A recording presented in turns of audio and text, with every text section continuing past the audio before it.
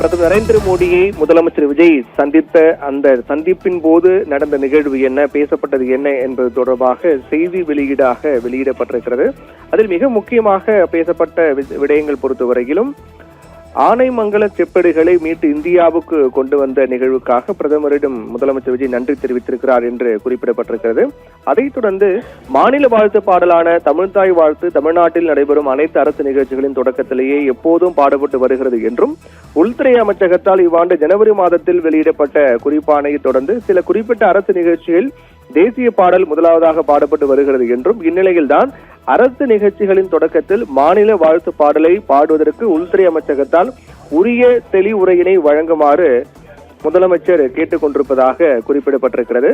அதைத் தொடர்ந்து மிக முக்கியமாக எதிர்பார்க்கப்பட்டது, அதாவது மேம்பட்ட நடுத்தர போர் விமான வடிவமைப்பு மற்றும் மேம்பாட்டு மையம் மற்றும் வான்வழி அமைப்பு மையம்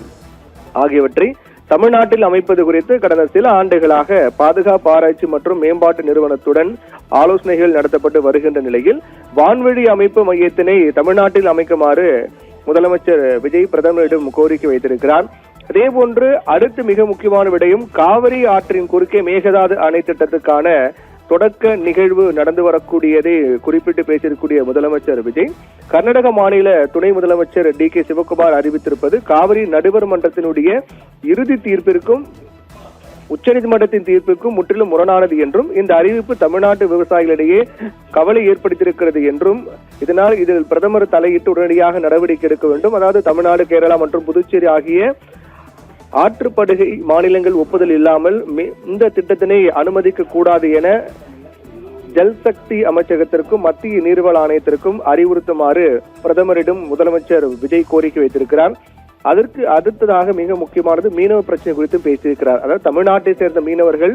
இலங்கை கடற்படையினரால் கைது செய்யப்படுவதும் துன்புறுத்தப்படுவதும் மிக கவலைக்கிடமான அளவிற்கு அதிகரித்திருக்கிறது என்றும், 2026 ஆண்டில் மட்டும் 12 கைது சம்பவங்கள் நடைபெற்றிருக்கிறது என்று குறிப்பிட்டிருக்கூடிய முதலமைச்சர் விஜய் தற்போது 58 மீனவர்கள் இலங்கையில் காவலில் உள்ளார்கள் என்றும், 266 படகுகள் பறிமுதல் செய்யப்பட்டுள்ளன என்றும் தெரிவித்து, மீனவர்களையும் அவர்களது படகுகளையும் உடனடியாக விடுவிக்க இலங்கை அரசை இந்திய அரசு வலியுறுத்த வேண்டும் என்றும்